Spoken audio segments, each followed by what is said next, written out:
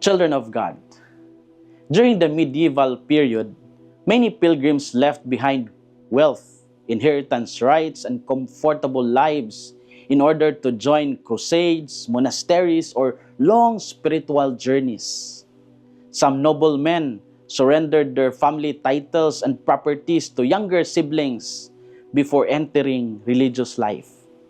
Others walked thousands of kilometers toward Jerusalem, Rome, or Santiago de Compostela with only simple clothing and faith in God.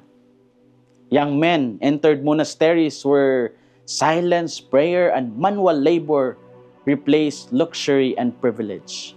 Some families did not understand why their sons or daughters chose a life that seemed difficult and uncertain.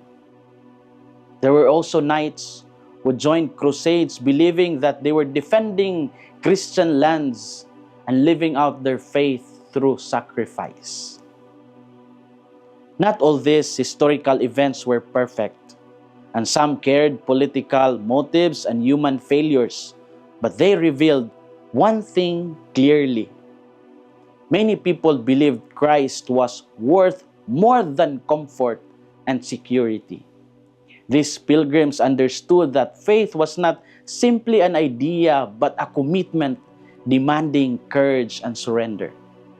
Their stories remind us that discipleship always involves choosing what matters most. In the gospel story of Matthew, Jesus spoke challenging words about discipleship. He said, "Whoever loves father or mother more than me is not worthy of me."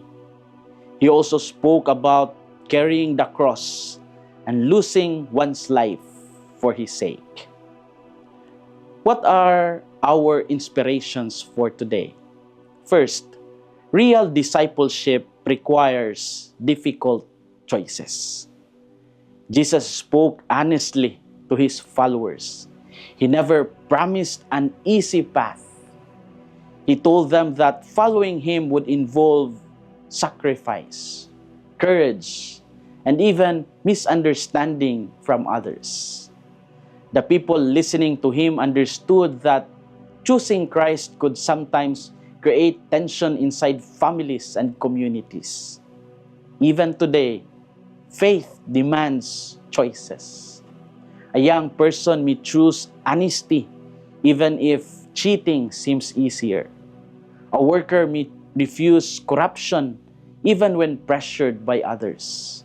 A family member may choose forgiveness instead of revenge. A person may prioritize prayer and moral integrity over popularity or convenience. These choices may not always be dramatic, but they reveal where our true priorities lie. Carrying the cross does not only mean suffering, it also means remaining faithful during difficult times. Some crosses appear through sickness, financial struggles, difficulties, disappointments, or sacrifices for loved ones. Others appear through loneliness or standing for truth when it becomes unpopular. Christ reminds us that a meaningful life is not built merely on comfort, but on love, fidelity, and purpose. Real discipleship requires difficult choices. Second, even small acts done with love matter deeply to God. Jesus ended this gospel with a surprising image. He said that even giving a cup of cold water to one of his little ones would not lose its reward. It showed that God notices ordinary acts of kindness that people often overlook. Great holiness is often hidden in simple generosity. Many people think they can serve God because they are not rich, famous, or influential. But Jesus valued even small gestures offered with sincerity. A listening ear for someone struggling, a simple meal shared with the hungry, or a quiet prayer for another person can become holy acts. God sees the love behind every action. Parents who sacrifice for their children show real discipleship.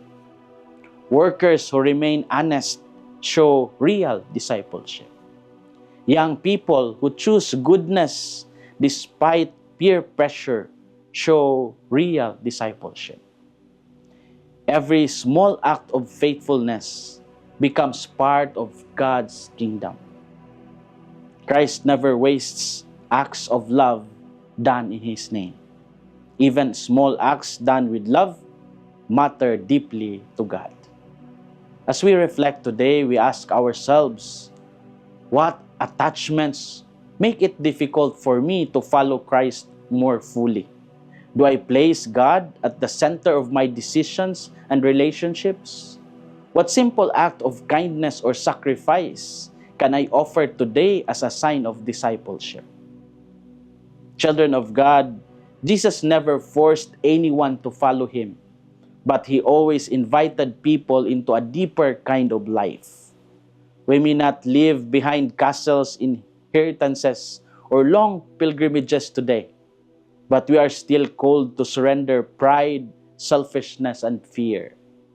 The world often teaches people to hold tightly to positions and comforts. But Jesus teaches us to hold tightly to faith, compassion, and truth. May we never be afraid of sacrifices made for love and goodness.